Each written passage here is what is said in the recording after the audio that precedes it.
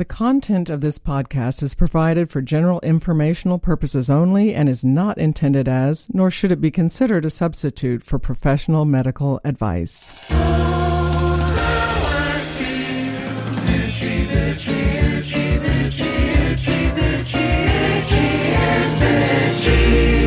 Welcome to Itchy and Bitchy. I'm Karen Nickel, family nurse practitioner, in for Itchy and Bitchy, the new name for our podcast.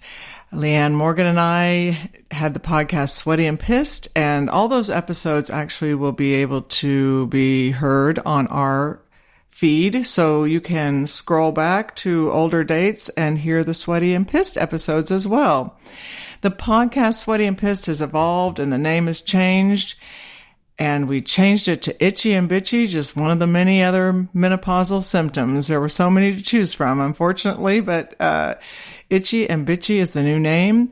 And I will continue to talk about menopause and perimenopause, but I look forward to sharing more information on health and wellness with you that goes beyond menopause. Keep the comments and questions coming on our Facebook page, which is now called I&B Podcast. I and B as in boy or bitchy podcast, Itchy and Bitchy podcast, I and B podcast. It is highly likely that the problem you are having is one that many others are experiencing. Through Itchy and Bitchy, we can all learn from one another. We covered a lot of material during Sweaty and Pissed, and I know that repetition is the best way to learn, so we will be covering some of that info again. I'm also going to be better about posting on Instagram. That goal won't be too hard to achieve since I'm terrible at it now. So as often as I can, I will be sharing brief health tips on Instagram that my patients have found to be very helpful. So I hope you will find them helpful too. Thank you for listening to us and thank you for sharing. In honor of our new name, I am going to talk to you today about the itchiest of rashes, which is called urticaria, or more commonly known as hives. Some people call them welts, some people call them wheals, but they're itchy, raised pink or red patches on the skin. Many of us have experienced at least one episode of hives in our lives.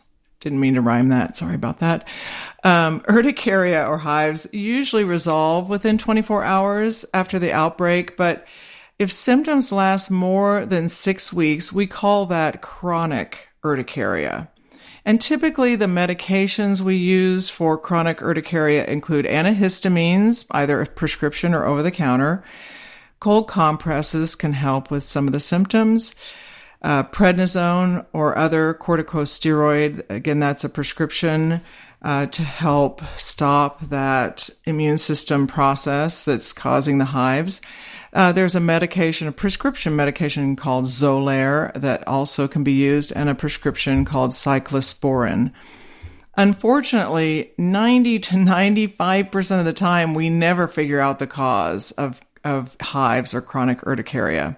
However, I am going to talk to you today about a cause of chronic urticaria that often goes undiagnosed or the diagnosis is delayed. The problem I am talking about is Hashimoto's thyroiditis. In a 2018 study, researchers detected anti-thyroid antibodies in 25 to 30% of people with chronic urticaria. They were eventually diagnosed with Hashimoto's disease, an autoimmune disorder that attacks the thyroid. Hashimoto's thyroiditis is an autoimmune disorder that was first identified in 1912 by Hikaru Hashimoto.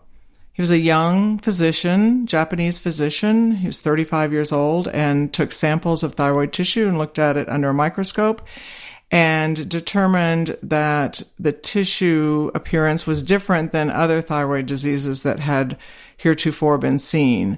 So he identified this new thyroid disease, and unfortunately, before he was given recognition for the finding of the disease, he passed away of typhoid fever at the age of 52, I believe, 52, when he made a house call to take care of a patient with typhoid fever. He caught the disease and passed away. So he was never recognized while he was alive for finding this new disease.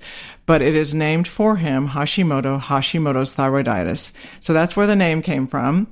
And it is the most common cause of hypothyroidism, which is low thyroid function. This is the most common cause of hypothyroidism in areas of the world where people are iodine sufficient, meaning they don't have low iodine levels. It is thought to be caused by a combination of genetic predisposition and environmental factors. And some of those factors that can precipitate Hashimoto's include infection, stress, sex steroids, so in other words, sex hormones, pregnancy, iodine intake, and radiation exposure. I've only seen one case of Hashimoto's triggered by use of high-dose iodine supplementation, but it did occur, and once the iodine was stopped, the symptoms relieved and the levels returned to normal. So that's good news. I often see it triggered by a viral infection. Occasionally, I will see someone in the office who actually has redness on the skin over the thyroid gland, in addition to an enlarged thyroid during the acute episode of the disease. So they'll not feel well. They have sort of a viral syndrome type symptoms. You know how you feel when you get a virus, just achy and tired and worn down. And they will have this redness on their skin that perfectly outlines their thyroid gland. It's fascinating to see. But anyway, that can be a sure sign if you see that on someone or you see that on yourself. Pregnancy can also trigger Hashimoto's thyroiditis, and I see this fairly often as well. So if you have noticed low thyroid symptoms after delivery of your baby, make sure to get blood work done to check for Hashimoto's thyroiditis, because that is definitely indicated. And Hashimoto's is primarily a disease of women, with a 7-to-1 ratio, 7 women to 1 man. So clearly, mostly in women. Some of the symptoms of Hashimoto's can include an enlarged thyroid, which we also call a goiter. I remember growing up in Kansas where people walked around with these big things on their necks, and I always wondered, what the heck is that? And it was happening because when you live in an area that is not close to the ocean, your soil is not filled with iodine from the sea mist and seawater. And so growing up in the middle of Kansas, we did not have healthy levels of iodine in our soil because we were very, very far from an ocean. So anyway, that's one of the reasons, well, that is the main reason they started iodizing salt, because most people salted their food at the time, had salt on their table all the time. And so by iodizing the salt, they could help prevent some of these people getting goiters from low iodine levels. Just a little tidbit from my Kansas background. Anyway, other symptoms include trouble swallowing or breathing because of the enlarged thyroid. Intolerance to cold is very common. Some weight gain, fatigue, constipation, dry skin, hair loss, heavy and irregular periods. That is a really common thing in women who are still having periods. So definitely thyroid needs to be evaluated if you are having those symptoms.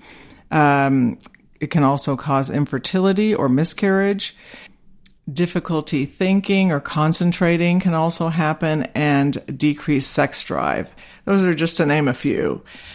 I'm going to tell you some more about Hashimoto's and how to treat the hives caused by Hashimoto's after this short break. I think many people are not aware of how important a scent is. Remember your mother baking bread and that aroma that filled the house, and now as a grown person, you smell that baking bread somewhere and your mind immediately goes back to the kitchen in your home where you grew up. A scent or aroma is such a powerful memory trigger. And the Function of Beauty team of formula scientists, they're aware of this, and they make the scent of your hair products a key ingredient in every bottle. I really love Function of Beauty's pear scent. It is very crisp and clean, slightly sweet, but not too sweet. Very refreshing, a lovely scent. And they have many, many more from which to choose. So I know you will find one that is perfect for you.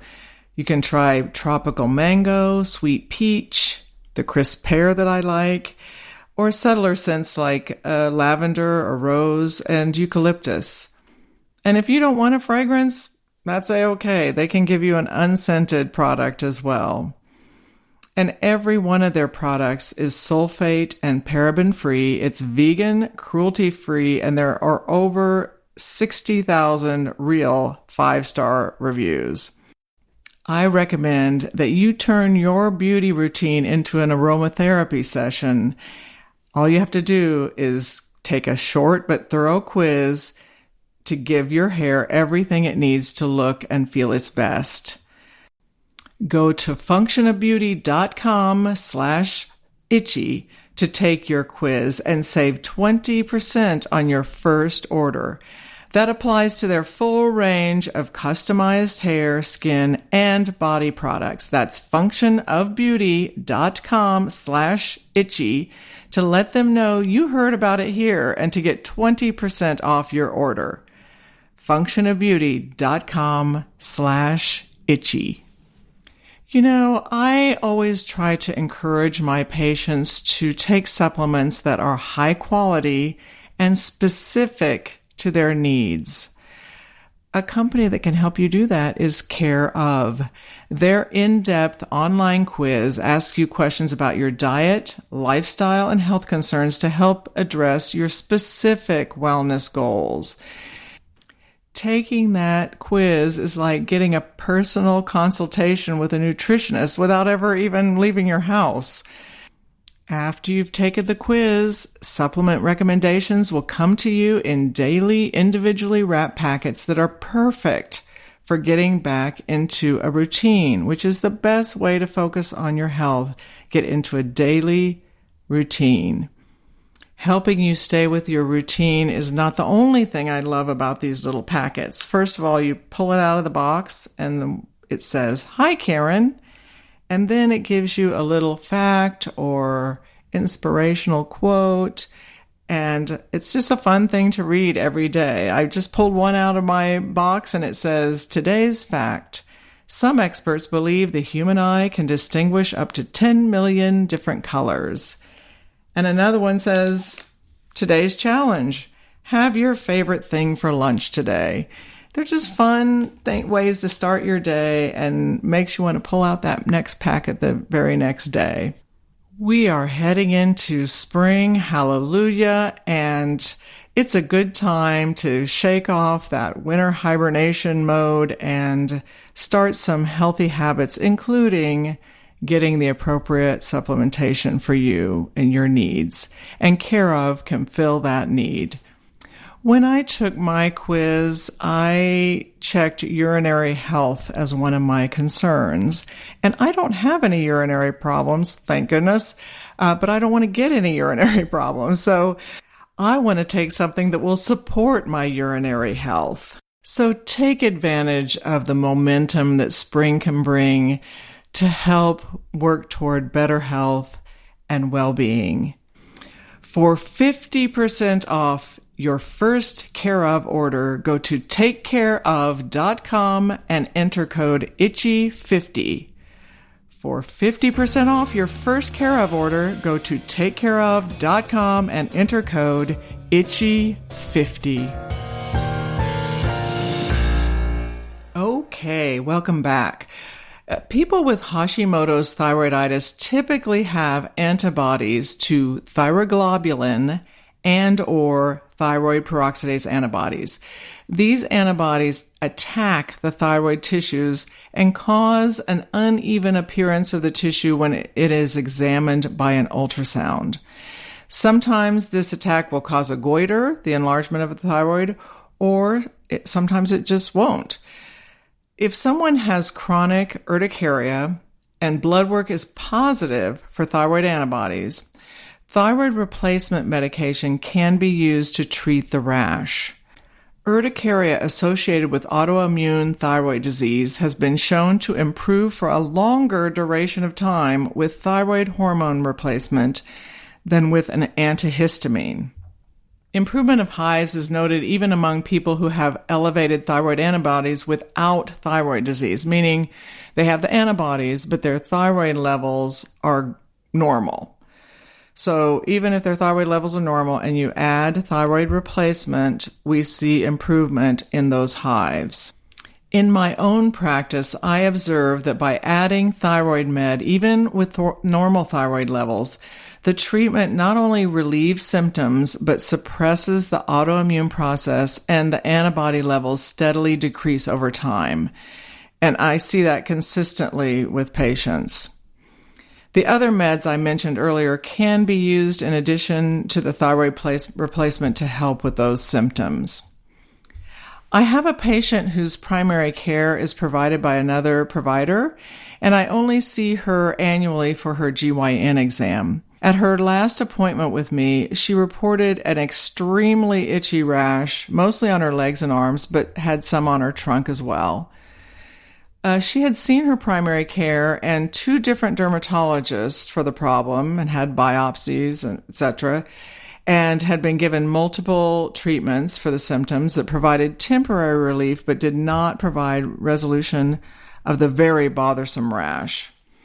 In taking her history, I learned that she also had some low thyroid symptoms, including weight gain, fluid retention, and fatigue. I checked her thyroid hormone levels and both thyroid peroxidase antibodies and thyroglobulin antibodies. Her thyroid hormone levels were normal, but both antibody types were positive. I started her on a low dose of levothyroxine, which is the generic name for Synthroid or Levoxyl. Many of you might know those names. And at follow-up, a few weeks later, her rash had resolved, and she was feeling so much better. I increased her dose at that visit to help with remaining symptoms. I also ordered a thyroid ultrasound that showed thyroid nodules and referred her to endocrinology for a nodule biopsy. She is doing very well and is thrilled that she no longer is covered with an itchy rash. So if you have chronic hives, especially if your symptoms began after pregnancy, an infection, like a viral infection, a significant stressor, or radiation therapy, I urge you to get labs that check not only your TSH, but your thyroid hormone levels, free T3 and free T4, and the thyroid antibodies, both thyroglobulin and thyroid peroxidase antibodies. Your itchy rash could resolve with something as simple as adding a thyroid medication. Also, if you have a strong family history of thyroid disease and you develop chronic hives, it is really worth your while to make sure all your thyroid levels are normal, since family history really predisposes you to developing thyroid disease. There is so much more information to share about Hashimoto's thyroiditis diagnosis and treatment, so I will dedicate a future episode or episodes to share that information with you, because I think it's very, very important and it's very prevalent and underdiagnosed problem. Many thanks to Function of Beauty and Care of for sponsoring today's episode. Thanks also to my producer and composer of the Itchy and Bitchy theme music, Forrest Wenzel. Stay well and be safe. Please join us for the next episode of Itchy and Bitchy.